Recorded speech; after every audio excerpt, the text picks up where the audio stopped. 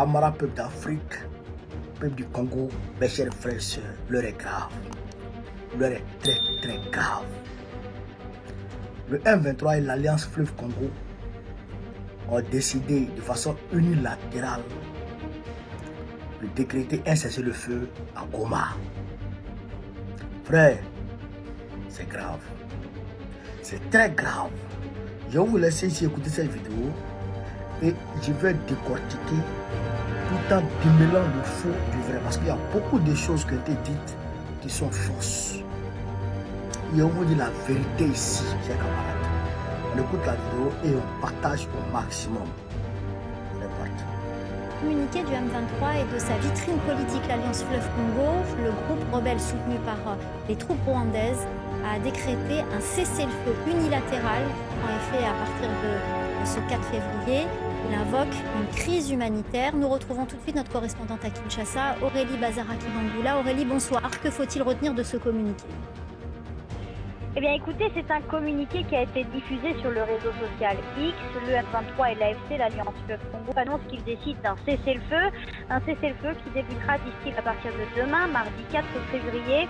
La durée n'a pas été précisée. Il faut quand même dire que c'est un cessez-le-feu décidé unilatéralement, sans discussion officielle avec les autorités congolaises. Kinshasa, qui je le rappelle, refuse tout dialogue avec le M23 qu'elle qualifiait d'abord de terroriste avant de ne plus reconnaître le groupe armé pour ne considérer que les troupes rwandaises.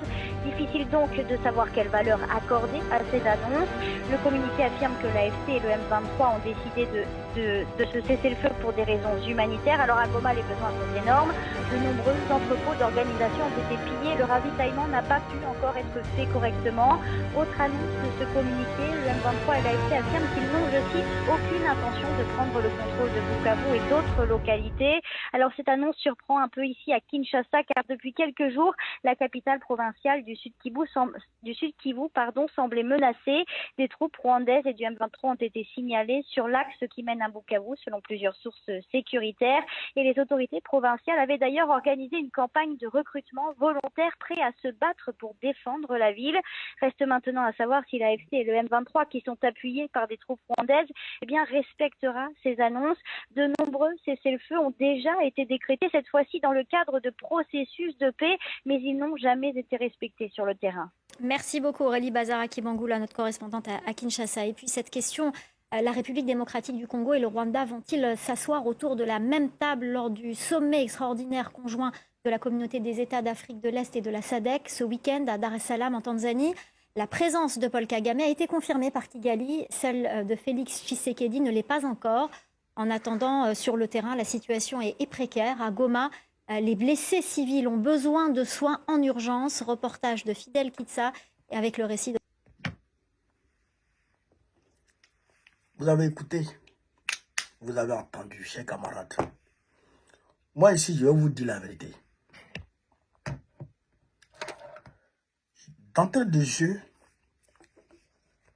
il faut que l'opinion nationale et internationale du Congo, l'opinion nationale congolaise et l'opinion internationale, nous autres, comprennent que pour qu'il y ait la paix au Congo, il faut que le Rwanda arrive à annexer tout le Kivu, le Sud Kivu comme le Nord Kivu, les deux, le Kivu là, il faut qu'ils arrivent déjà à annexer et qu'ils considèrent que on peut s'arrêter là. Il faut que le Rwanda atteigne ses objectifs. Première condition pour mettre fin à la guerre. Deuxième condition, il faut que le Congo annexe le Rwanda. Il n'y a pas deux possibilités. Il n'y a pas deux possibilités. Est-ce que vous comprenez? C'est compliqué, hein? C'est difficile, hein? Mais c'est ça qui est la réalité, chers camarades. C'est ça qui est la réalité. Puisque, regardez, tout ce qui dit, c'est, et l'opinion internationale sait que les troupes rwandaises descendent sur le terrain. sur le terrain au Congo pour combattre les Congolais. Les faits sont établis. C'est lui là qui nous attaque. Avec des tenues rwandaises. On sait que c'est le Rwanda qui nous attaque. Mais s'il t'attaque, pourquoi tu ne l'attaques pas? Si le Rwanda t'attaque, il tue tes populations, il massacre tes populations, il prend tes terres, il vole tes richesses. Pourquoi toi, tu ne l'attaques pas? Depuis 30 ans, il t'agresse. Il finit par t'agresser. Pour parler pour parler, ça ne marche pas. Pourquoi tu ne l'attaques pas? Parce que Tshisekedi fait partie du complot. Je répète ici, écoutez très bien. Tshisekedi fait partie du complot qui est en train de massacrer le peuple congolais. Tshisekedi, il fait partie du complot. Donc, il ne va jamais déclarer la guerre au Rwanda.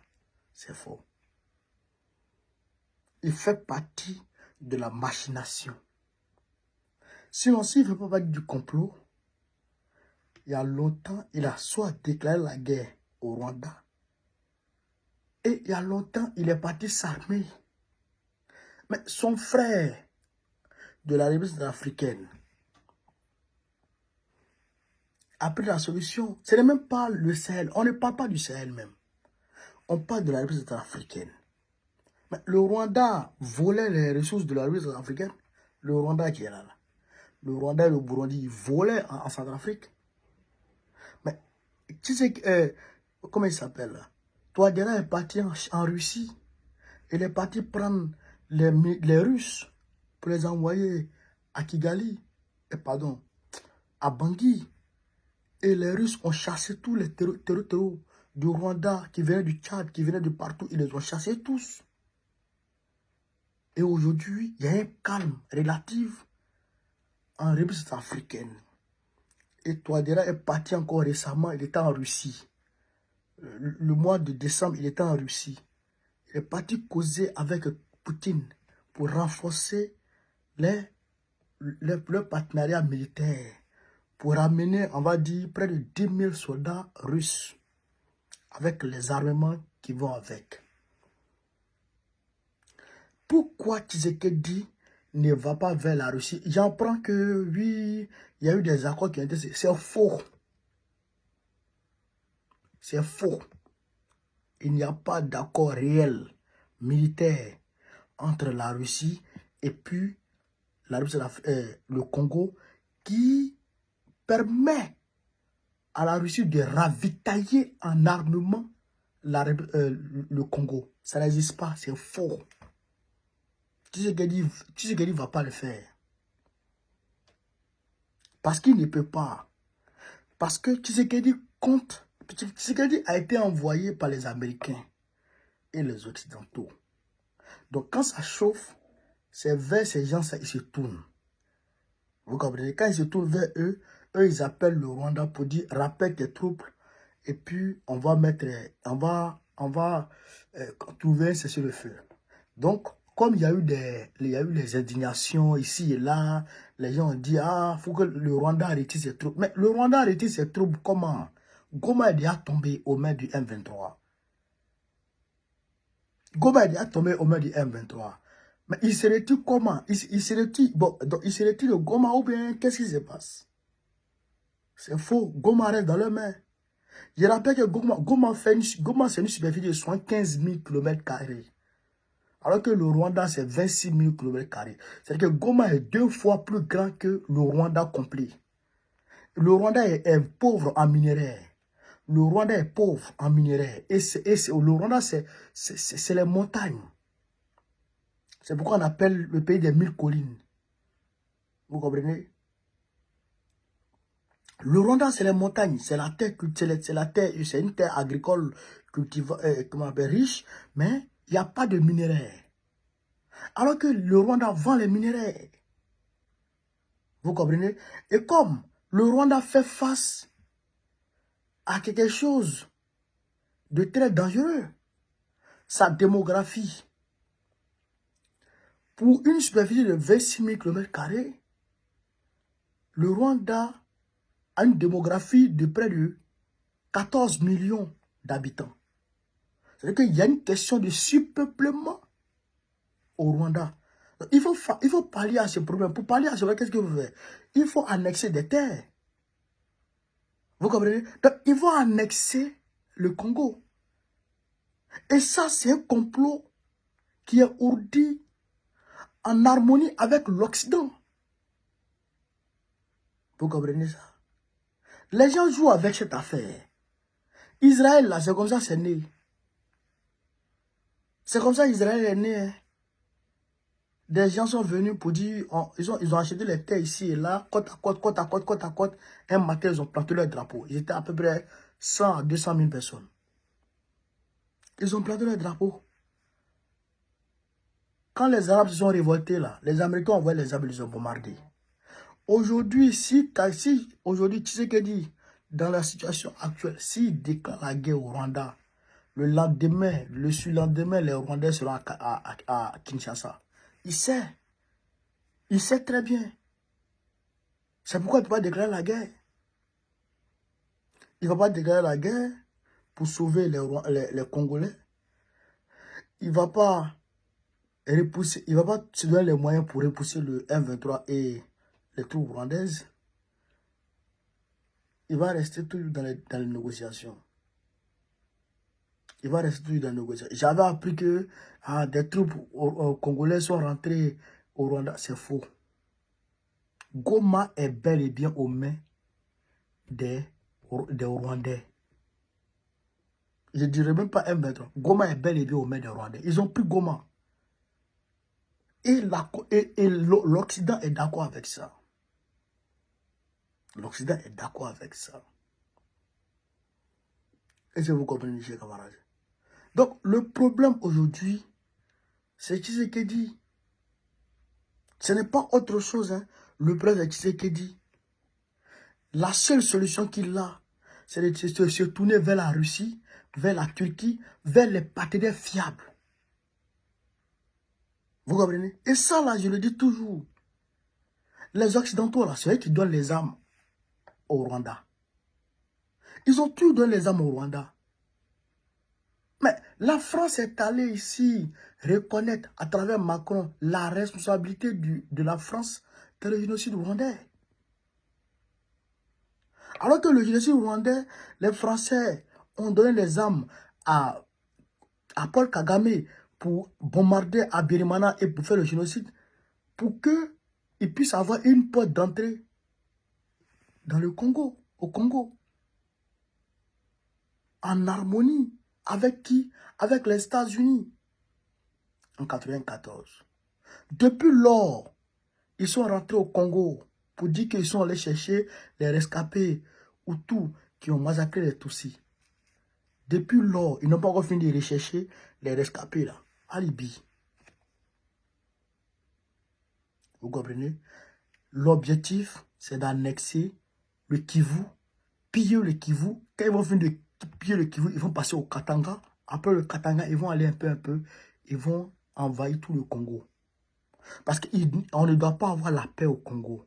Parce que s'il y a la paix au Congo, eh bien les matières premières seront trop chères. Donc, il faut maintenir l'instabilité politique au Congo pour pouvoir piller les matières premières.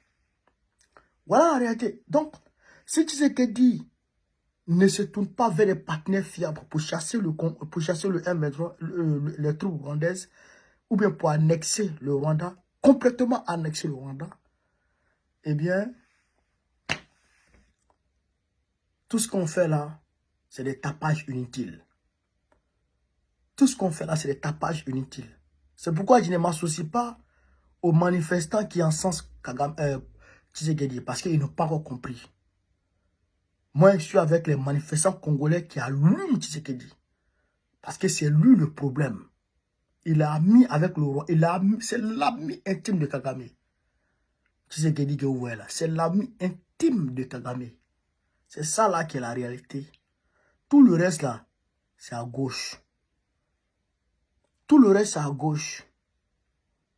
Voilà. Donc, chers camarades, je tenais à faire cette précision pour expliquer aux gens la réalité.